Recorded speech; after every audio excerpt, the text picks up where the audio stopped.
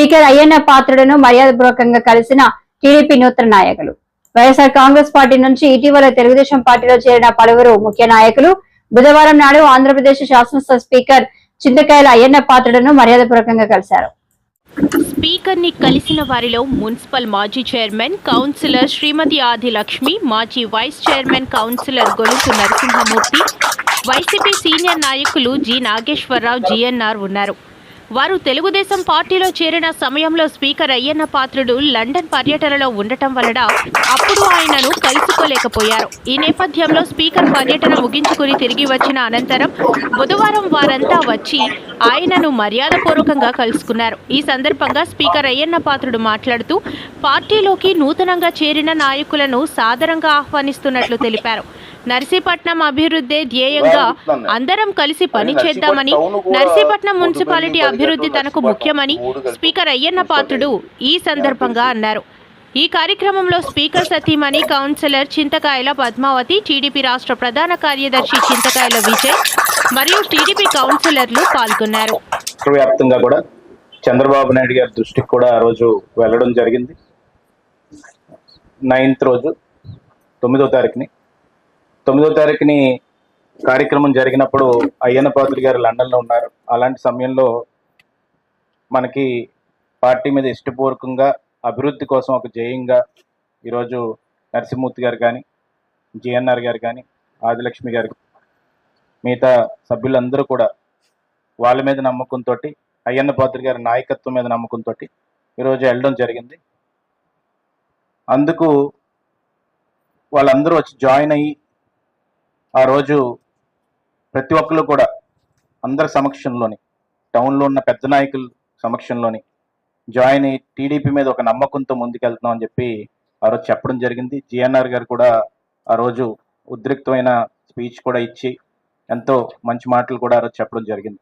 అయితే ఈరోజు ఏంటంటే విదేశాల నుంచి తిరిగి వచ్చిన తర్వాత అయ్యన్న పాత్రుడు గారిని మర్యాదపూర్వకంగా కలవాలనే ఏకైక ఉద్దేశంతో వాళ్ళందరూ కూడా ఈరోజు రావడం అనేది వాళ్ళకి హృదయపూర్వక కృతజ్ఞతలు, నమస్కారాలు తెలుపుకుంటున్నాము.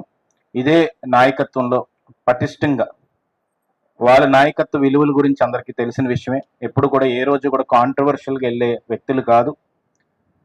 ఎప్పుడు అభివృద్ధి గురించి ఆలోచించారు. అభివృద్ధిలోని ఏదన్నా చిన్న చిన్న లోటుపాట్లు ఉన్నా కూడా అక్కడున్న పరిస్థితులు బట్టి గల్లం ఎత్తి మాకు ఎందుకు అభివృద్ధి చేయరని అడిగే తత్వం ఉన్న వ్యక్తులు వాళ్ళందరూ. కాబట్టి తెలుగుదేశం పార్టీకి మరింత ఎక్కువ నాయకత్వ బలాన్ని వాళ్ళ ద్వారా జరుగుతుందని ఒక నమ్మకం ఏర్పడి, వాళ్ళకి కూడా తెలుగుదేశం పార్టీ మీద ఒక నమ్మకం ఏర్పడి అన్ని విధాలుగా కూడా రేపు రానున్న రోజుల్లో తెలుగుదేశం జెండాని పటిష్టపరిచే విధంగా ముందుకెళ్లాలనే ఏకైక ఉద్దేశంతో ఈరోజు వాళ్ళందరూ కూడా వచ్చినందుకు వాళ్ళందరికీ శిరస్సు వంచిన హృదయపూర్వక కృతజ్ఞతలు తెలుపుకుంటూ అయ్యన్న పాత్రుడు గారిని, స్పీకర్ గారిని మాట్లాడవలసిందిగా కోరుతున్నానండి. Thank you. ఈరోజు ఈ కార్యక్రమం జరగడం చాలా సంతోషంగా ఉంది నాకు. కారణం ఏంటంటే మొన్నే నేను లండన్లో ఉన్నాను, విదేశాలు పర్యటనకి వెళ్ళాం. అప్పుడు విజయ్ నాకు ఫోన్ చేసి చెప్పడం జరిగింది. అయితే ముహూర్తం ఉంది కాబట్టి చేసేయండిరా, నేను వస్తాను, వచ్చిన తర్వాత మరి ఏదో కొద్దిగా మనకు ఆహ్వానిద్దామని చెప్పినాను. అంచేత ఈ కార్యక్రమం ఇవాళ జరుగుతున్నది చాలా ఆనందంగా ఉంది. ఇది మనకేం కొత్త కాదు. గొలుసు నారాయణమూర్తి గారు బతుకున్నప్పుడు కూడా తాతయ్య గారు అందరూ కలిసి పనిచేసిన సందర్భాలు మనం చూసాం. సరే, రాజకీయాల్లో అనేక సందర్భాలు వస్తూ ఉంటాయి, అనేక పరిస్థితులు వస్తూ ఉంటాయి. మనం చూస్తూ ఉన్నారు, దేశంలో రాజకీయాలు చూస్తూ ఉన్నాం. అనేక కారణాల వల్ల దూరం అయ్యాం. మనం దూరం అయిన తర్వాత మళ్ళీ తాతయ్య గారు చనిపోయిన తర్వాత, నారాయణమూర్తి గారు చనిపోయిన స్వర్గస్థులు అయిన తర్వాత మళ్ళీ నేను రాజకీయాల్లోకి వచ్చిన తర్వాత 83 నుంచి రాజకీయాలకు వచ్చిన తర్వాత నాకైతే ఒకటే జయం. చాలా మంది ఎవరేమన్నా సరే నేను ఒకటే మాట్లాడుతున్నాను, రాజకీయాలు శాశ్వతం కాదని నాకు తెలుసు. ఎవరికి, నాకే కాదు, ఎవరికి శాశ్వతం కాదు. ఇందిరాగాంధీకి శాశ్వతంగా ఉందటి. నెహ్రూ గారు ఉన్నారా? భగవంతుడు కొంత టైం ఇస్తాడు మనకి. అలాగే నాకు కొంత టైం ఇచ్చాడు భగవంతుడు రాజకీయాల్లో. ఆ టైం కూడా ఎమ్మెల్యే స్థాయి కాకుండా పెద్ద స్థాయికి తీసుకెళ్ళండి నన్ను.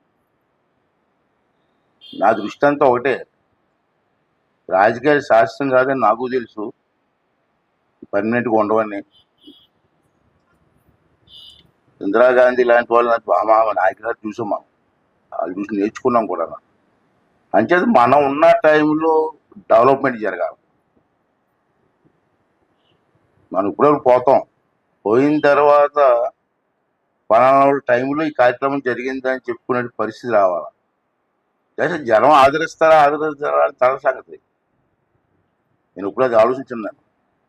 అంటే ఓడిపోతుంటాం, గెలుస్తూ ఉంటాం. రాజకీయాలు మా సాధారణం. అయితే మన టైంలో ఏం చేస్తాం అన్నది మనం లేనప్పుడు చెప్పుకునే పరిస్థితి రావాలి. అందుకే ఆ దృష్టితోటే నేను ఈవేళ చాలా మంది రాజకీయాల్లో కామెంట్ చేస్తూ ఉంటారు. మంచి చేసినా కామెంట్ చేస్తారు, చెడు చేసినా కామెంట్ చేస్తారు. జనంతో నైజం అది. ఇవన్నీ చూసాను నేను. 8 సంవత్సరాలు, తక్కువ సంవత్సరాలు, 83